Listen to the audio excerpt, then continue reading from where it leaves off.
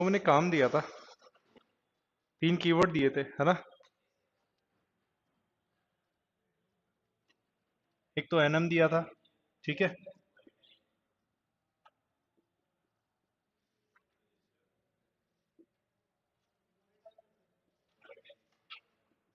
Extend भी तो दिया था, रजिस्टर।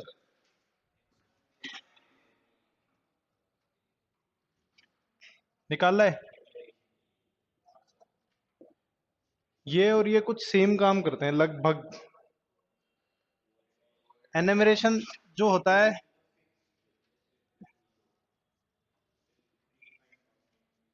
ये एक डेटा टाइप है।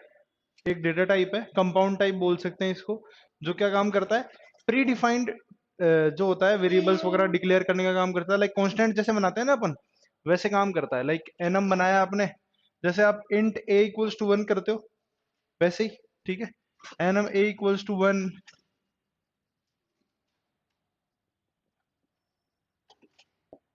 इस तरीके से डिक्लेयर करते हैं, ठीक है। कांस्टेंट का काम करता है, ठीक है। रजिस्टर क्या काम करता है,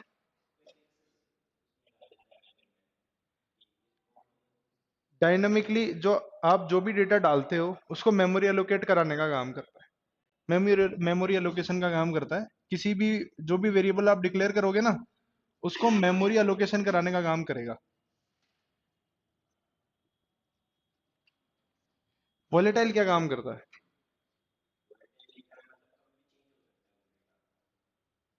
वॉलेटाइल क्या काम करता है, देखो मैं बताता हूँ।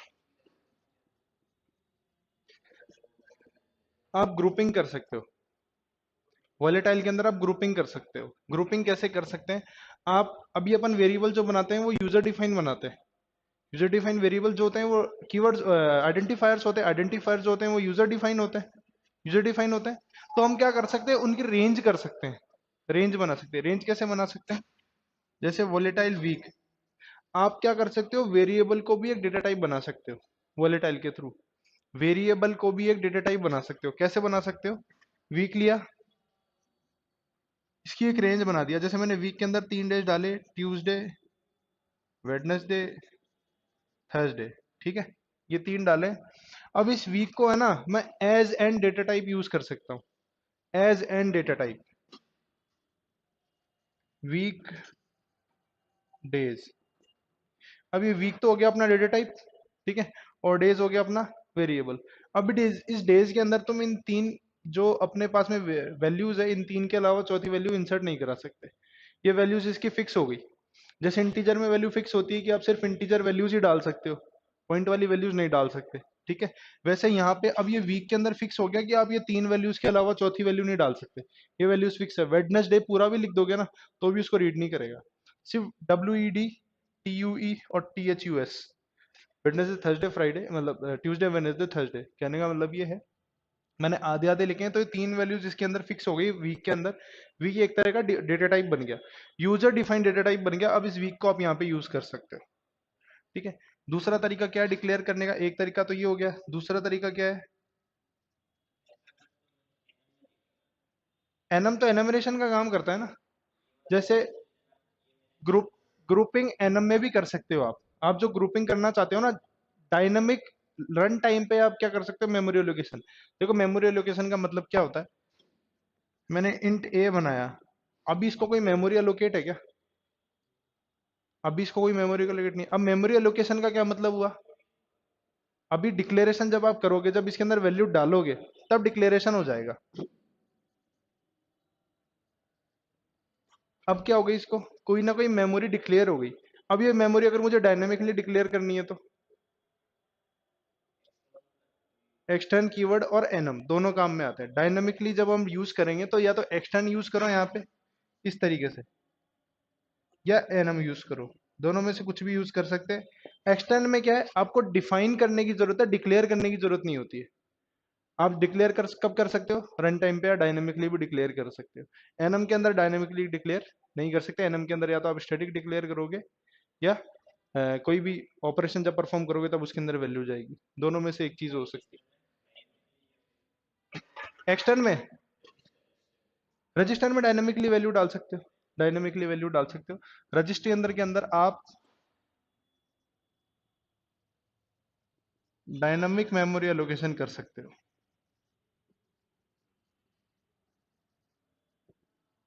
बहुत सारे फीचर्स ऐसे हैं जो मल्टीपर्पज के लिए काम में आते हैं। बहुत सारे फीचर्स ऐसे हैं जिनको आप सेम यूज कर सकते हो, जैसे एनम हो गया, रजिस्टर हो गया, और उसके अलावा कांस्टेंट के लिए अगर मैं बताऊं तो जैसे कॉन्स्ट है, डिफाइन है, उसके अलावा वॉलेटाइल भी है, ठीक है। ऐसे बहुत सारे कीवर्ड्स हैं जो सेम काम करते हैं, बहुत माइनर डिफरेंसेस होते हैं, बहुत माइनर डिफरेंसेस होते हैं। अभी जैसे एक क्वेश्चन आया हुआ था क्लास से रिलेटेड, वो क्वेश्चन क्या था वो मैं बताता हूँ आपको, देखो। क्लास से रिलेटेड एक क्वेश्चन था कि क्लास के अंदर जो मेंबर फंक्शंस आप बनाते हो, क्लास के अंदर जो मेंबर फंक्शंस आप बनाते हो उनको और क्या कह सकते हैं? मेथड्स कह सकते हैं। जैसे इसने फर्स्ट डे मेरे से क्वेश्चन किया था आर्यन ने कि भाई सर, फंक्शंस और मेथड्स में क्या डिफरेंस होता है? कोई डिफरेंस नहीं है फंक्शंस और मेथड्स के अंदर। सी प्लस प्लस के अंदर अपन फंक्शंस बोलते हैं, जावा के अंदर अपन मेथड्स बोलते हैं, ठीक है। सी प्लस प्लस के अंदर आप फंक्शंस को ही मेथड बोल सकते हो। हाँ, हाँ तो मेथड उनको ही बोलते हैं। बाहर डिक्लेयर करोगे वो भी मेथड ही होंगे। डिफरेंस क्या है फंक्शन और मेथड में? ऐसा कुछ नहीं है। फंक्शन भी बोल सकते हो, मेथड भी बोल सकते हो, दोनों में से कुछ भी बोल सकते हो। कहीं पे मेथड और फंक्शन में कोई डिफरेंस नहीं। वो मेम उसको मेंबर बोल लो, क्लास का मेंबर हो गया इसलिए उसको मेंबर फंक्शन बोल लोगे। मेंबर वेरिएबल बोल लोगे, वेरिएबल होगा तो क्लास के अंदर जो होगा, ठीक है। बस बाकी फंक्शंस और मेथड्स में कोई डिफरेंस नहीं है। फंक्शंस जो है उनको मेथड भी बोल सकते हैं। ये क्वेश्चन आया हुआ है पहले कि भाई फंक्शंस को और क्या कह सकते हैं, ठीक है। तो मेथड, हाँ बोल सकते हैं ना, क्यों नहीं बोल सकते? क्या दिक्कत है उसमें? भाई फ्रेंड हो गया, इनलाइन हो गया, ठीक है। ये जो आप जो सी प्लस प्लस में यूज करते हो उनको आप मेथड नहीं कह सकते हो? कह सकते हो ना। बात तो एक कि उनका भी कोड, ब्लॉक ऑफ कोड जो होता है वो इसी तरीके से डिफाइन होता है, जैसा फंक्शन का होता है वैसा ही मेथड का होता है। मेथड के अंदर आप अलग से क्या करते हो? क्या उसका रिटर्न टाइप नहीं लिखते हो क्या? या उसका डेटा टाइप नहीं लिखते हो क्या? या उसके अंदर पैरामीटर पास नहीं करते हो? या उसकी बॉडी के अंदर सेम स्ट्रक्चर नहीं अप्लाई करते हो जो फंक्शन के अंदर होता है? कहाँ पे डिफरेंस, कहाँ है डिफरेंस, कहाँ है फंक्शन और मेथड में डिफरेंस, कहाँ है डिक्लेयर करने में, डिफाइन करने में, उसको अंदर। क्या ही में? हाँ तो कॉलिंग में भी सेम ही करोगे ना। क्या डिफरेंस है? कैसे? क्या फंक्शन को ऑब्जेक्ट के थ्रू कॉल नहीं करोगे आप? तो कैसे कैसे कॉल करोगे? ऑब्जेक्ट बनाओगे, दो तरीके हैं। या तो ऑब्जेक्ट के थ्रू कॉल करो या क्लास के थ्रू कॉल करो। ऑब्जेक्ट के थ्रू कैसे कॉल करोगे? मेरे मेरे बात का जवाब तो दो। ऑब्जेक्ट के थ्रू कैसे कॉल करोगे? Object name dot function name. Class के थ्रू एक्सटर्नली, एक्सटर्नली बात कर रहा हूं मैं। क्लास के थ्रू एक्सटर्नली कैसे कॉल करोगे? भाई अपन ने ऑब्जेक्ट के थ्रू कर लिया, अब क्लास के थ्रू कैसे कॉल करोगे? Semi colon, double colon. भाई क्लास का नेम आ गया आपका, फिर उसके बाद आपके फंक्शन का नेम आ गया। क्या ऐसे मेथड को कॉल नहीं करोगे? तुम बोल रहे हो कि मेथड और, हाँ हाँ। क्यों फंक्शन क्लास के अंदर नहीं हो सकता? फ्रेंड फंक्शन की बात करो, फंक्शन की बात करो, पहले एक चीज डिक्लेयर करो। एक चीज की बात करो, फ्रेंड फंक्शन अलग है, इनलाइन फंक्शन अलग है, फंक्शन अलग है। तीनों का काम अलग अलग है। ये मिक्स मत करो उसको। तीनों चीजें अलग अलग है। और फंक्शन को मेथड बोल सकते हैं आप, चाहे एक डिफरेंस ले आना, एक डिफरेंस ले आना फंक्शन और मेथड के अंदर। एक डिफरेंस कोई भी कहीं से भी सर्च करके, जहां से आपकी इच्छा हो, 24 घंटे आपके पास। एक भी डिफरेंस नहीं है फंक्शन और मेथड के अंदर, एक भी सिंगल डिफरेंस नहीं है। बस मेथड, जावा के अंदर, उसको जावा के अंदर ही मेथड नाम आया था। फर्स्ट जो मेथड नाम आया था फंक्शन का वो जावा के अंदर ही आया था, ठीक है। बाकी और कोई डिफरेंस नहीं था इसमें। हाँ एक ये क्वेश्चन जरूर लिख लेना कि एक्सटर्नली क्लास के अंदर किसी फंक्शन को कैसे जो है कॉल करते हैं। Single colon, double colon, semi colon, या फिर कॉमा डॉट। चार ऑप्शन होते हैं तो अपने पास में डबल कॉलन अपने को चूज करना है, ठीक है ना। इसमें कंफ्यूज मत होना। कुछ लोग क्या करते थे क्लास के बाद में ही वो लगा देते हैं सेमी कॉलन, और तरीका भी है इसका। सबसे पहले आएगा आपका क्लास नेम, उसके बाद में डबल कॉलन, फिर आएगा फंक्शन नेम। उल्टा मत कर देना, उल्टा नहीं कर देना है कि यहाँ पे पहले फंक्शन नेम लिख दिया फिर क्लास नेम लिख दिया, वो गलत हो जाएगा।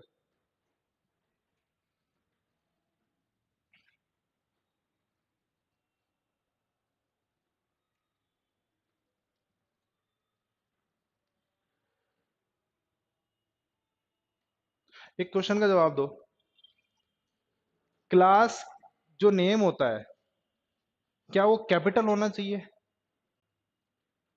क्लास नेम जो होगा उसका फर्स्ट लेटर जो है वो क्या कैपिटल होना चाहिए? नहीं, आप जब क्लास डिक्लेयर करते हो, डिफाइन करते हो, क्लास जब बनाओगे, तो क्या क्लास का नेम, ना कि क्लास कीवर्ड, क्लास कीवर्ड की बात नहीं कर रहा हूं मैं, ये क्लास लिखा आपने, अब इसके आगे जो आप डिफाइन करोगे क्या वो कैपिटल होना चाहिए, स्मॉल होना चाहिए, या नेसेसरी है कि कैपिटल होना चाहिए? कोई जरूरी नहीं है, ठीक है। जैसे जावा के अंदर कंपलसरी होता है कि जो फर्स्ट लेटर है वो कैपिटल होना चाहिए, तो यहाँ पे वो कंपलसरी नहीं है। आप एज एन ए स्मॉल भी ले सकते हो और एज एन ए कैपिटल भी ले सकते हो, दोनों में से कुछ भी ले सकते हो, तो यहाँ कंपलसरी नहीं है ये स्टेटमेंट। ये क्वेश्चन भी आया हुआ है, is that compulsory that you have to declare the class in capital letters? Okay, तो ये भी कुछ जरूरी नहीं है। क्वेश्चन ये भी ये आया था कि is it true that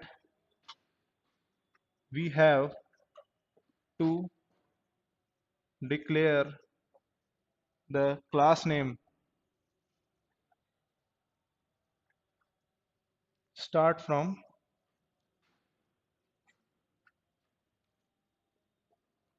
capital letter? ये ट्रू है या फॉल्स है? ये फॉल्स है। सी प्लस प्लस की मैं बात कर रहा हूँ, सी प्लस प्लस की।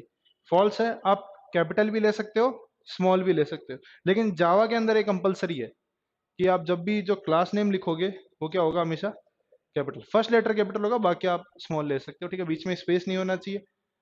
Start with always letter. कोई आप यूज नहीं कर सकते हो, न्यूमेरिक वैल्यू यूज नहीं कर सकते हो, कोई स्पेशल कैरेक्टर यूज नहीं कर सकते, ठीक है ना। कौन सा वाला सही है?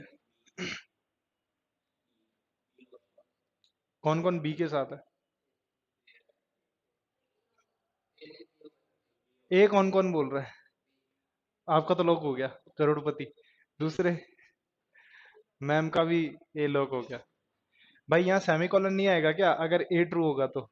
ठीक है, जब आप वेरिएबल डिक्लेयर करते हो तो क्या आगे वेरिएबल नहीं, वेरिएबल क्या जब टर्मिनेशन करते हो लाइन का, स्टेटमेंट का, तो सेमीकोलन लगाते हो कि नहीं लगाते हो? लगाते हो ना। तो ये वाला स्टेटमेंट ट्रू होगा। अब मैंने बोला था स्पेशल कैरेक्टर यूज नहीं हो सकता, तो underscore is not an special character. Underscore is not an special character, ठीक है। जो अंडरस्कोर होता है वो स्पेशल कैरेक्टर नहीं होता है। आप क्लास का नेम ले लो, आइडेंटिफायर जो भी आप डिक्लेयर करोगे, चाहे क्लास नेम हो, चाहे स्ट्रक्चर हो, चाहे यूनियन हो, चाहे वेरिएबल हो, चाहे ऑब्जेक्ट हो, या फिर फंक्शन नेम हो, इनमें से कुछ भी हो, आप अंडरस्कोर का यूज कर सकते हो, ठीक है। उसके आगे आपने लेटर ले रखा है, कोई दिक्कत नहीं है।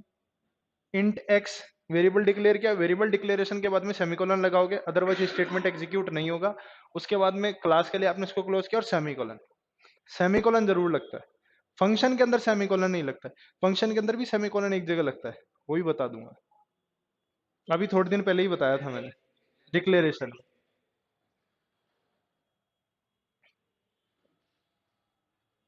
ये इसलिए नहीं हो सकता क्योंकि इसके आगे सेमीकोलन नहीं है। ये इसलिए नहीं हो सकता क्योंकि इसके आगे सेमीकोलन नहीं है, ठीक है। ये ब्रैकेट यहाँ पे मैंने गलत लगा दिया, यहाँ सेमीकोलन नहीं है। और नंबर स्टार्ट विथ नंबर, ठीक है। ये वाला इसलिए ट्रू नहीं क्योंकि एट द रेट से स्टार्ट है, ठीक है। तो ये भी गलत है, ये भी गलत है, और ये भी गलत है।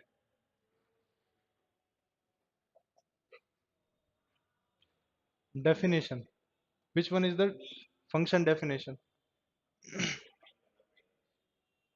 डिफाइन करना और डिक्लेयर करना दो अलग अलग चीजें। डिफाइन का मतलब है बनाना, डिक्लेयर का मतलब है उसके अंदर वैल्यूज डालना या उसकी बॉडी क्रिएट करना, ठीक है। हाँ, तो कौन सा वाला है? और फर्स्ट वाला क्या है? डिक्लेरेशन, ठीक है। देखो ये तो है डिक्लेरेशन, और ये सेकंड वाला है आपका डेफिनेशन, ठीक है। ये गलत है। कभी भी वॉइड रिटर्न टाइप जो होता है हमेशा फंक्शन के साथ में लगता है और पहले ही लगता है, ये भी ध्यान रखना, ठीक है। दूसरा वाला भी गलत है, डॉट नहीं आएगा। इसमें कभी कंफ्यूज मत होना डिक्लेरेशन और डेफिनेशन में, क्योंकि अपन डिफाइन बाद में भी कर सकते हैं डिक्लेयर करने के साथ। ठीक है, और डिक्लेरेशन और डेफिनेशन दोनों साथ भी हो सकती है।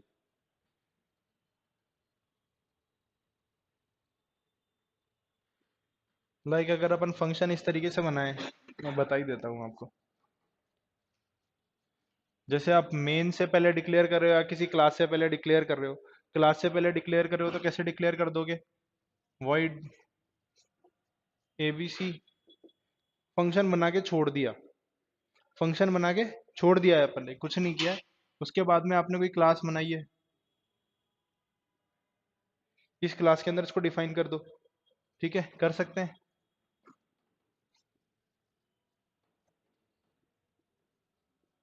ये हो गया आपका body of the function.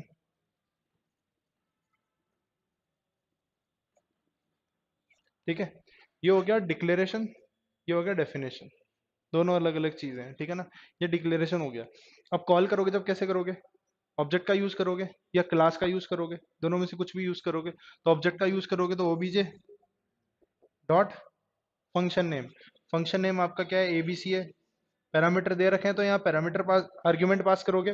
Parameter नहीं दे रखे हैं तो आर्ग्यूमेंट पास नहीं करोगे। इसमें भी कभी कंफ्यूज मत होना कि डेफिनेशन और डिक्लेरेशन के टाइम पे जो वेरिएबल अंदर पास किए जाते हैं उनको हम पैरामीटर्स बोलते हैं, ना कि आर्ग्यूमेंट्स। आर्ग्यूमेंट्स का मतलब क्या है? उसकी वैल्यूज। आर्ग्यूमेंट्स हमेशा कहाँ पास होंगे? कॉलिंग के टाइम पे। Arguments are always declared in at the time of calling. Function calling के टाइम पे हम जो है आर्ग्यूमेंट्स पास करते हैं। ठीक है ना, हमेशा ध्यान रखना आर्ग्यूमेंट जो है वैल्यू होती है और पैरामीटर्स जो होते हैं वो एंटिटी होती है। ठीक है, एंटिटी और वैल्यू को भी मिक्स नहीं करना।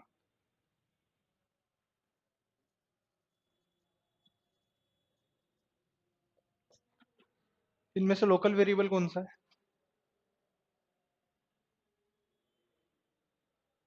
दो तरह के वेरिएबल होते हैं, लोकल ग्लोबल, है ना। लोकल कौन सा होता है? ये लोकल है। अच्छा, लोकल वेरिएबल की प्रॉपर्टी क्या है?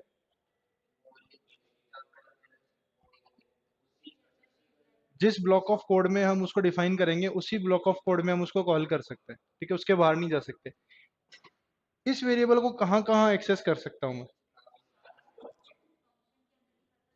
फंक्शन के इस क्लास के अंदर जो भी प्रॉपर्टी है उसके अंदर और उसके बाहर दोनों जगह कर सकता हूँ। इस क्लास के बाहर जा सकता है क्या ये? अगर मैं इनहेरिटेंस के थ्रू इसको एक्सेस करूँ तो क्या ये जा सकता है? इनहेरिटेंस के थ्रू अगर मैं इसको एक्सेस करूंगा तो ये ऑब्वियसली बाहर जा सकता है, क्योंकि जो रेफरेंस वेरिएबल होगा, जो रेफरेंस वेरिएबल होगा, रेफरेंस वेरिएबल का मतलब है मेरा ऑब्जेक्ट। जो ऑब्जेक्ट होगा उसके थ्रू मैं इसको एक्सेस कर सकता हूँ। ठीक है। अच्छा, क्या ग्लोबल वेरिएबल को प्राइवेट डिक्लेयर कर सकते हैं क्या?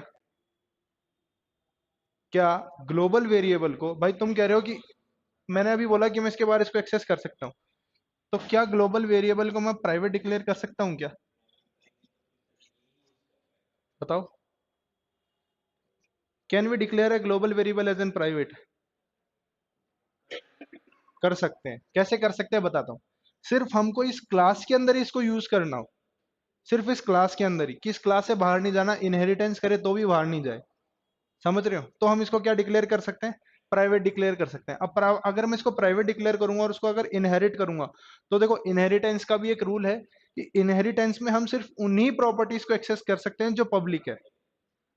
ठीक है, जो प्राइवेट है उनको एक्सेस नहीं कर सकते। इनहेरिटेंस की भी ये प्रॉपर्टी है कि भाई हम उस क्लास की जो भी प्रॉपर्टीज है उसको तभी इनहेरिट कर सकते हैं जब तक वो पब्लिक है। अगर वो प्राइवेट है तो हम उसकी प्रॉपर्टीज को एक्सेस नहीं कर सकते। ये ध्यान रखना। ठीक है, बहुत सारी चीजें हैं छोटी छोटी, जो शायद अपने को पता होती है लेकिन अपन उसमें बहुत जगह कंफ्यूज होते हैं। जैसे ये है, अब इसके अंदर अगर मैंने प्राइवेट लिख दिया तो इसमें कंफ्यूज हो जाओगे कि भाई कहाँ एक्सेस होगा कहाँ नहीं होगा, क्योंकि क्लास तो है पब्लिक, ये है ग्लोबल। अपने ग्लोबल हमेशा ये पढ़ा है कि ग्लोबल को कहीं भी एक्सेस कर सकते हैं, पब्लिक है उसको कहीं भी एक्सेस कर सकते हैं। लेकिन पब्लिक क्लास के अंदर प्राइवेट ग्लोबल अगर बना दिया, हाँ हो सकता है ना, क्यों नहीं हो सकता है भाई। जैसे आप क्लास नहीं बनाओगे, सपोज आपने क्लास नहीं बनाया, अपने हेडर फाइल के नीचे इंट ए करके डिक्लेयर कर दिया, फिर मेन फंक्शन स्टार्ट किया, तो वो भी तो ग्लोबली हुआ ना। फिर तो मैं तो क्लास की बात कर रहा हूँ। अगर ऐसे किया है, किस में नहीं है क्लास का नाम? अभी मैंने बताया ना क्लास बना के कि भाई क्लास के अंदर अगर मैंने ग्लोबल वेरिएबल डिक्लेयर किया तो क्या मैं उसको क्लास के बाहर यूज कर सकता हूँ अगर प्राइवेट डिक्लेयर किया तो? यही तो बोला मैंने। सर, कान एक नहीं दोनों खुले रखने चाहिए। सोचो मत, सुनो। पूरा सुनो। अब वहां पे आधा पढ़ लिया, क्लास नहीं पढ़ा ना तो दिक्कत हो जाएगी। समझ रहे हो? अगर वहां पे ये पढ़ लिया कि भाई ग्लोबल वेरिएबल को जो है प्राइवेट करके अंदर एक्सेस कर सकते हैं क्या, तो वो गलत हो जाएगा। पूरा पढ़ना है कि क्लास के अंदर अगर अपने ग्लोबल वेरिएबल बनाया और उसको प्राइवेट कर दिया तो क्या उसको क्लास के बाहर एक्सेस किया जा सकता है क्या? नहीं किया जा सकता।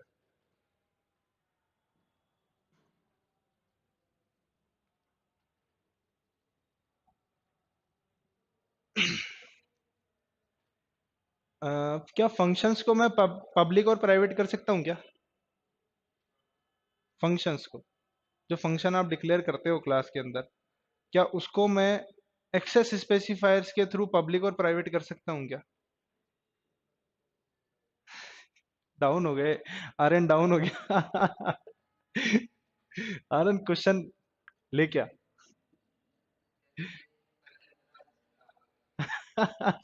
अच्छा, प्रिपरेशन नहीं करके आया? कोई दिक्कत नहीं। चलो कोई नहीं, कोई नहीं। कल का टाइम है अपने पास। होगी ना?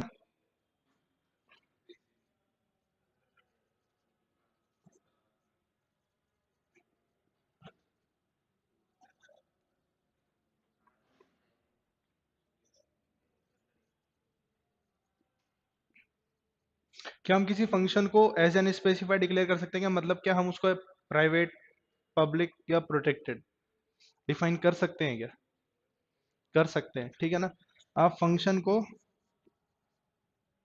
पब्लिक, प्राइवेट या प्रोटेक्टेड डिफाइन कर सकते हो, ठीक है ना। पब्लिक वो ऑटोमेटिकली होता है, अगर प्राइवेट करोगे तो विद इन ए क्लास उसको एक्सेस कर सकते हो, लेकिन ऑब्जेक्ट के थ्रू कर सकते हो, ठीक है।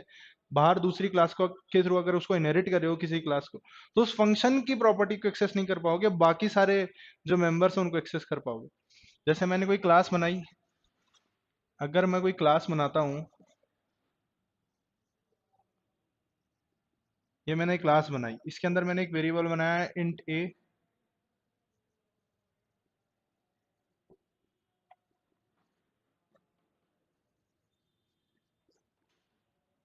और ये फंक्शन बनाया, तो इसके अंदर कौन सी प्रॉपर्टी एक्सेस कर सकता हूँ और कौन सी नहीं कर सकता हूँ? भाई ये तो एक्सेस कर सकता हूँ, ये क्लास के बाहर एक्सेस नहीं कर सकता, अंदर यूज कर सकता हूँ, ठीक है ना। इसके अंदर जो भी मैं काम करूंगा वो इस फंक्शन के अंदर तक ही सीमित रहेगा, वो इसके बाहर, इस क्लास के बाहर एक्सेस नहीं होगा, ठीक है ना।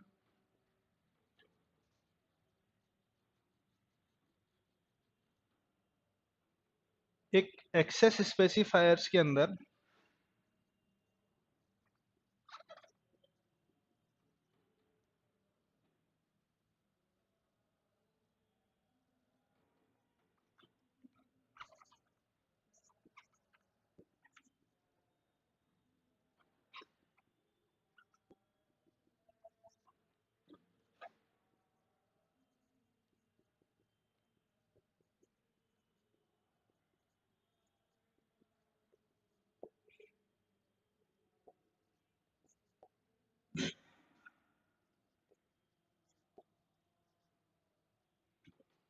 कौन सा वाला वैलिड है और कौन सा इनवैलिड है?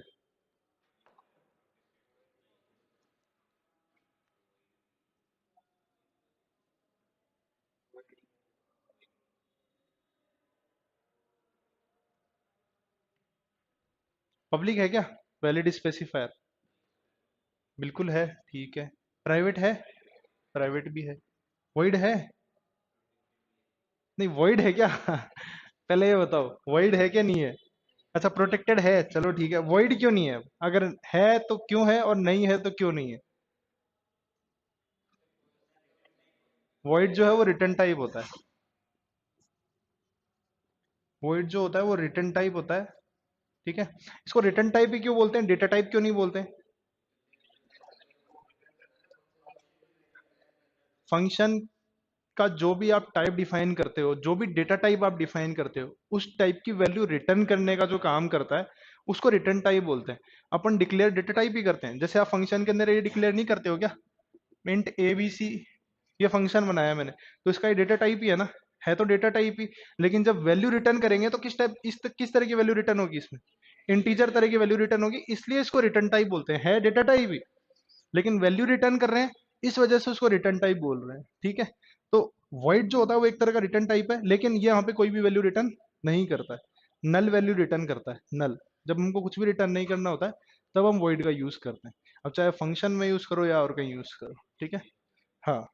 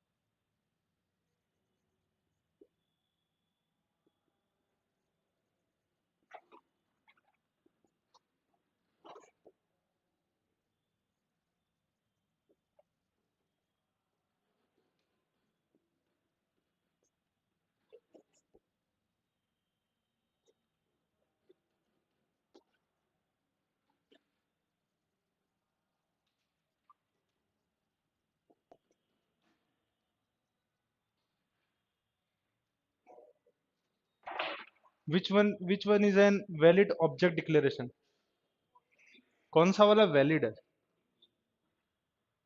कौन कौन है भाई डी के साथ, मैंने पहले कराया हुआ है क्वेश्चन, ठीक है। ये नहीं है, ठीक है, ये भी नहीं है, ये भी नहीं है, ठीक है ना, ये हो सकता था अगर इसके आगे ब्रैकेट नहीं होते तो, ठीक है ना, और ये भी है, ठीक है ना। अच्छा, क्या ऑब्जेक्ट के आगे हम ये वाला ब्रैकेट यूज कर सकते हैं क्या,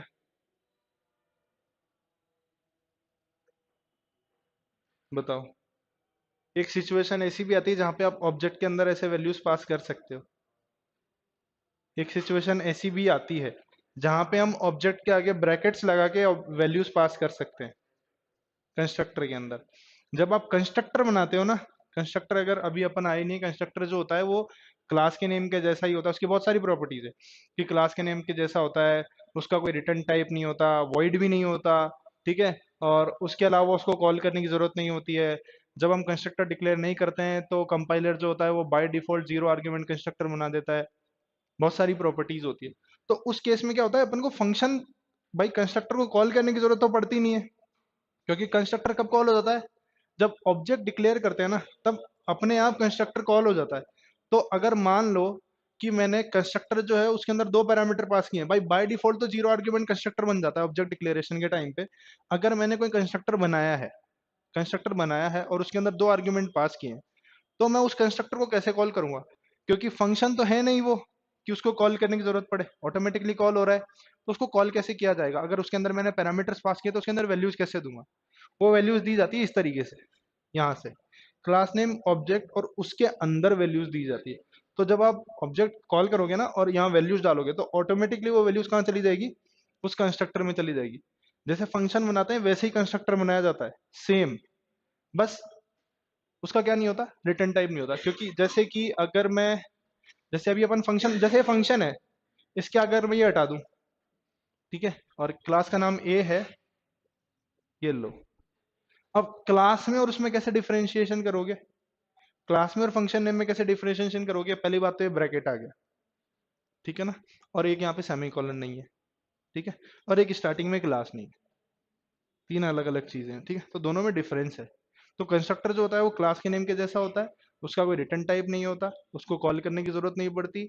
और कंस्ट्रक्टर जो, अब अगर अगर आप कंस्ट्रक्टर नहीं बनाते हो तो by default C plus plus का कंपाइलर ऑटोमेटिकली क्या बना देता है, जीरो आर्ग्यूमेंट कंस्ट्रक्टर बना देता है। ठीक है ना, प्रॉपर्टीज लिखवा ही देता हूँ, भूल जाओगे। ये हटा दूं? हाँ, मैं लिख देता हूँ उसको वापस।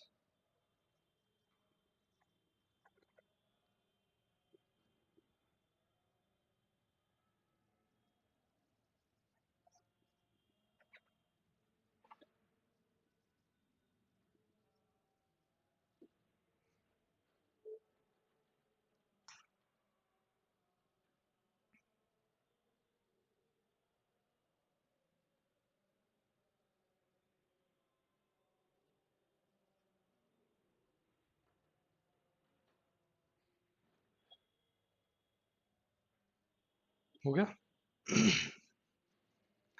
क्लास के अंदर क्लास और ऑब्जेक्ट बहुत कम क्वेश्चन है, बहुत कम। ऑब्जेक्टिव टाइप क्वेश्चंस अगर आप देखोगे ना, तो क्लास और ऑब्जेक्ट के बहुत कम क्वेश्चंस मिलेंगे। क्वेश्चंस कैसे मिलेंगे, एक्सेस स्पेसिफायर कौन सा हो सकता है, और क्लास को कैसे डिक्लेयर कर सकते हैं, ऑब्जेक्ट कैसे डिक्लेयर होगा, ऑब्जेक्ट के थ्रू क्लास को कैसे कॉल कर सकते हैं, ऑब्जेक्ट के थ्रू फंक्शन को कैसे कॉल किया जा सकता है, क्लास के थ्रू फंक्शन को एक्सटर्नली कॉल करने का तरीका क्या है, जो भी मैंने बताया था, क्लास नेम, डबल सेमीकोलन और फंक्शन नेम। ठीक है, अलग अलग तरीके हैं। तो बहुत कम क्वेश्चंस है। प्रोग्रामिंग आप लोगों को मैंने बताई रखी है, उस प्रोग्रामिंग को अपन डायरेक्टली पुट कर सकते हैं क्लास के अंदर, और क्लास को आप यूज कर सकते हैं। ठीक है ना। प्रैक्टिकल कौन कौन कर रहा है? थोड़ी बहुत। देखो, थोड़ी बहुत तो करनी ही पड़ेगी, थोड़ी बहुत करना जरूरी है, नहीं तो एरर्स का कैसे पता लगाओगे कि कौन सी चीज कहाँ आ गई। ठीक है।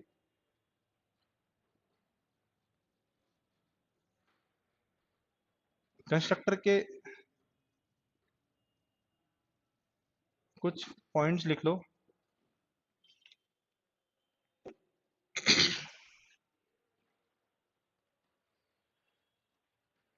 Constructor always declare as an class name, SMS class name, no return type of constructor.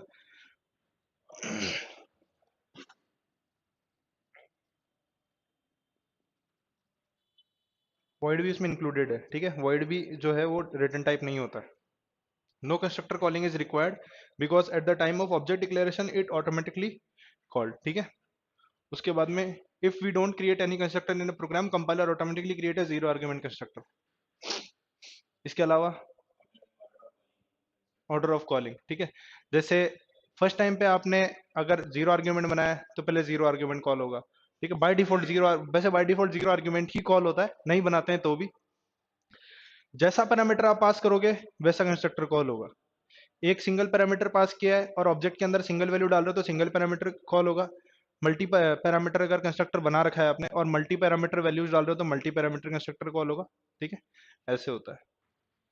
Copy constructor का मतलब क्या होता है, जिस फॉर्मेट, हाँ, जैसी वैल्यूज आप डालोगे, जैसे कि वही फंक्शन वाला सीन है। अगर आपने ऊपर दो पैरामीटर बना रखे, एक इंटीजर टाइप का बना रखा है, फ्लोट टाइप का बना रखा है, और आप वैल्यूज भी उसी टाइप से परफॉर्म कर रहे हो कि भाई पहले इंटीजर डाल दिया फिर फ्लोटिंग पॉइंट वैल्यू डाल दी, तो उसी फंक्शन को कॉल करेगा जाके, जैसा आपने डिक्लेयर किया है।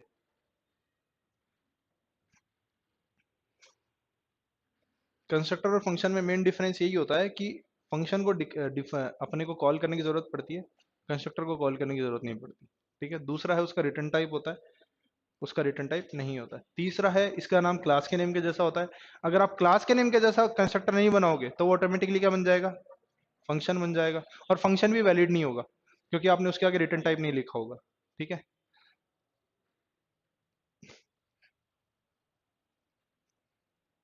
इसमें से बहुत सारे क्वेश्चंस बनते हैं कि भाई कौन सा वैलिड कंस्ट्रक्टर है। ठीक है, रिटर्न टाइप दे दिया तो क्या वो वैलिड है क्या, सेमीकोलन दे दिया वो वैलिड है क्या।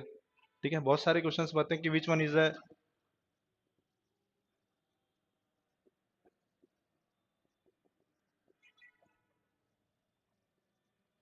Which one is a valid constructor.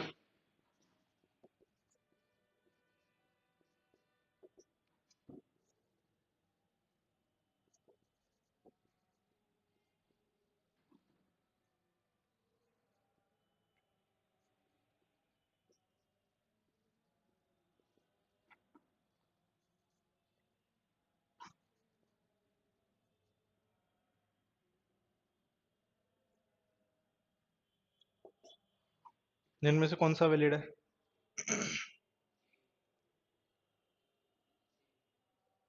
B है ना? ये नहीं हो सकता। नहीं, ये क्यों नहीं हो सकता?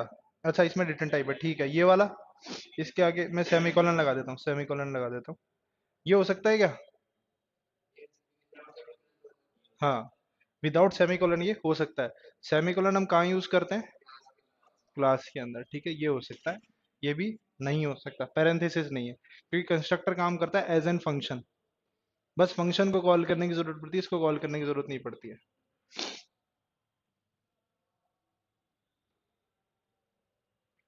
फर्स्ट वाला इसलिए इनकरेक्ट है क्योंकि इसके आगे रिटर्न टाइप है और आगे उसकी बॉडी नहीं है, ठीक है। सेकंड है, इसका भी रिटर्न टाइप है तो ये भी वैलिड नहीं है। इसके अंदर आपने पैरेंथेसिस नहीं दिए तो ये भी वैलिड नहीं है, ठीक है, तीनों चीजें अलग अलग है।